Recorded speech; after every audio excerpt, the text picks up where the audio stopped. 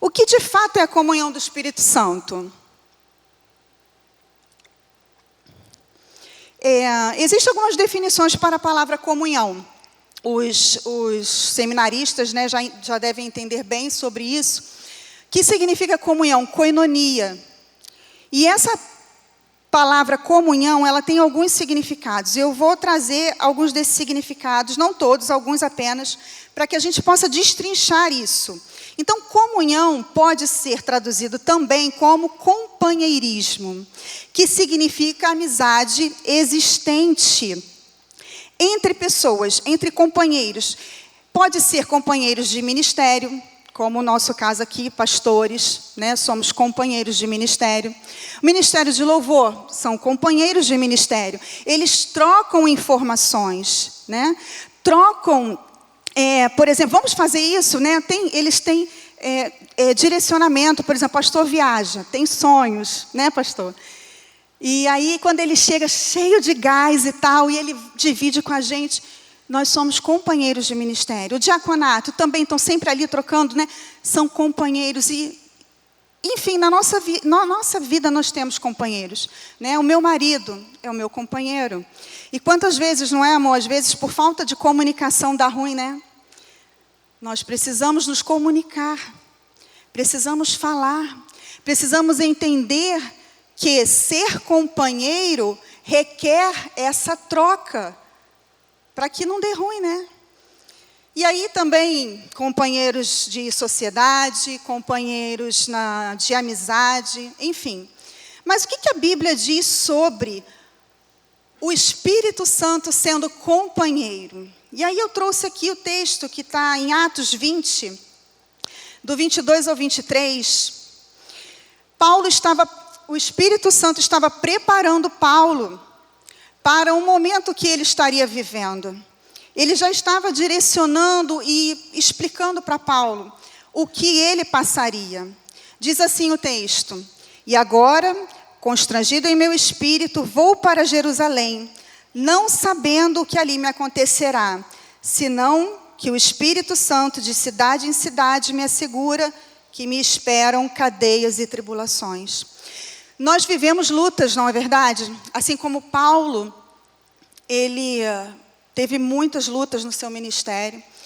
Foi uma pessoa que escreveu várias cartas, implantou igrejas e teve um relacionamento muito íntimo, muito próximo com o Espírito Santo. E o Espírito Santo revelava a ele a sua vontade e revelava a ele aquilo que ele iria passar. E fortalecia Paulo para enfrentar essas dificuldades. Amém? Mas foi só com Paulo que aconteceu? Não. Eu trouxe aqui mais 2 exemplos. Está relatado em Atos 8, 29. O Espírito disse a Filipe: aproxime-se dessa carruagem e acompanhe. Atos 10, 19 e 20. O Espírito disse a Pedro: estão ali 2 homens que o procuram. Levanta-te e vai com eles. Então, o Espírito Santo, companheiro de ministério. Aqueles discípulos não estavam só. O Espírito Santo estava atuando na vida deles. Amém? Então, eu quero que você diga comigo. Você pode declarar: eu tenho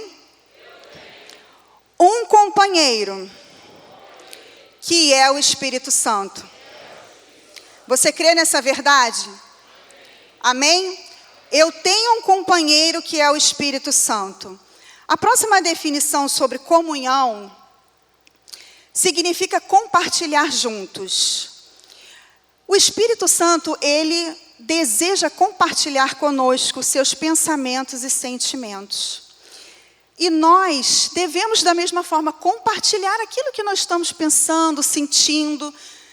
Nós devemos compartilhar. Se você está ansioso, se preocupado, se você está triste, compartilhe com o Espírito Santo. E um dos exemplos aqui, trazendo para o nosso dia a dia, né, que eu quero mencionar aqui, é acerca dos grupos de conexão, por exemplo.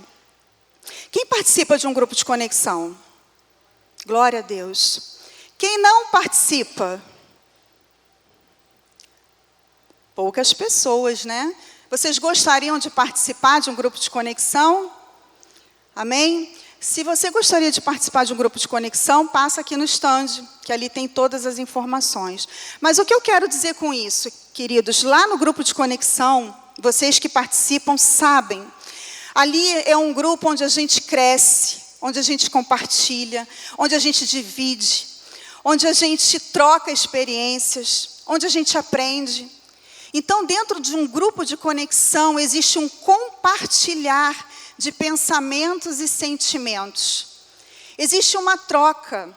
Aqui você ouve a palavra que está sendo ministrada e lá no grupo de conexão você coloca essa palavra em prática. Amém? Lá no grupo de conexão você vivencia as experiências.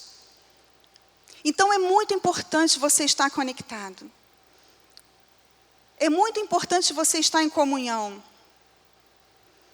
É muito importante você participar, porque lá não é só receber. Aqui vocês estão ouvindo uma palavra, mas lá vocês participam também, vocês contribuem também. Amém? Muito bem. Então, voltando aqui, olha, nós estamos falando acerca da comunhão do Espírito Santo, né, que é o trocar, o compartilhar de pensamentos e sentimentos, ok? Então, se observarmos o relacionamento de Paulo com o Espírito Santo, nós vamos observar que eles tinham essa afinidade. Romanos 9:1 diz assim, olha, digo a verdade em Cristo e não minto. Minha consciência o confirma no Espírito Santo. Veja que a mente, a consciência de Paulo estava completamente conectada ao Espírito Santo, era confirmada pelo Espírito Santo. Havia ali uma afinidade entre Paulo e o Espírito Santo. Amém? E aí eu quero fazer uma pergunta para você. Você compartilha seus sentimentos e pensamentos com alguém que não tem o seu coração? Você compartilharia os seus sonhos mais íntimos com alguém que você não tem intimidade? E aí? Claro que não, né? Da mesma forma, Deus não entrega seus tesouros. Deus não entrega a sua palavra se Ele não tiver o seu coração. Isso está registrado na Bíblia. Salmo 25:14. O Senhor, através do Espírito Santo de Deus, quer nos revelar os seus tesouros, mas para isso nós precisamos entregar o nosso coração por completo. Deus quer compartilhar esses tesouros conosco.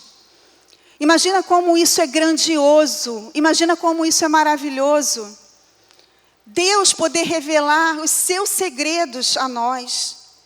Amém? Essa profundidade, esse relacionamento.